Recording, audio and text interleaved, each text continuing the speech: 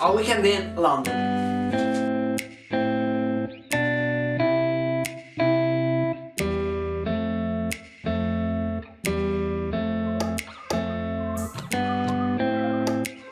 London is every year one of the main destinations of tourists from all over the world, as it is both a very historical and modern city, and also a world culture capital. Let's say you had a free weekend and you decided to go visit this beautiful metropolis. You might ask yourself, what's something in London I really can't miss? Here I am to give you some advice on what you don't want to go home without having seen in the capital of the United Kingdom.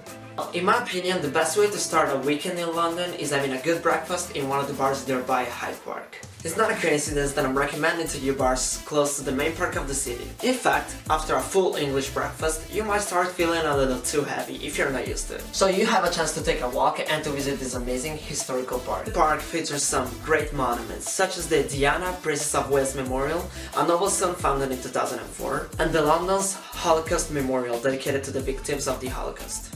After a quick visit to the London Hard Rock Cafe located right beside the park, it'll be very relaxing to follow the Birdcage Walk, a walk that will take you straight to the Grand Big Ben, the famous big clock of London. The Big Ben reminds the citizens of London every afternoon, specifically at 5 o'clock, that it's time for the typical English tea.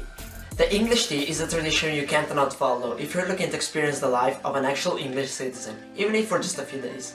Other great attractions are for sure the London Eye, the giant Ferris wheel by the River Thames, and the British Museum, especially if you're an art or history enthusiast. Well, the British Museum is huge, so I'd recommend you to pick one or two departments to visit. So far, I've only talked to you about relaxing walks and quiet parks, but London is not only about history, museums and monuments. In fact, if you're visiting London, you cannot miss the nightlife. If you're visiting London, you cannot miss Leicester Square, famous for its bars, casinos, clubs and cinemas. I'd recommend Leicester Square to anybody as it offers entertainment to people of all ages.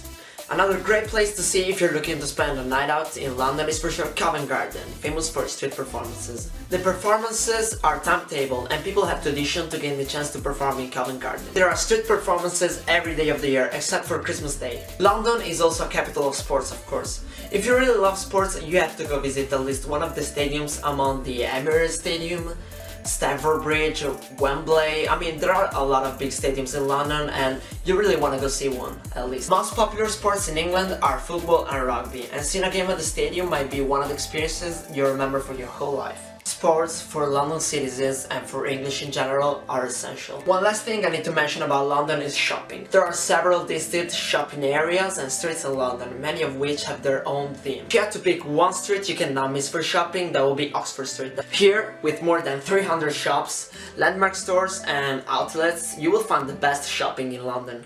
In conclusion, I'm very lucky. I had the chance to visit London 4 times. Even though I was only 2 when I visited it for the first time, so I only remember the last 3 times I visited it. And every time I visited London, I loved it. I loved the very quick lifestyle of the city. I loved visiting the historical things. I loved the parks. I loved the life of London in general. And I think you will love it too.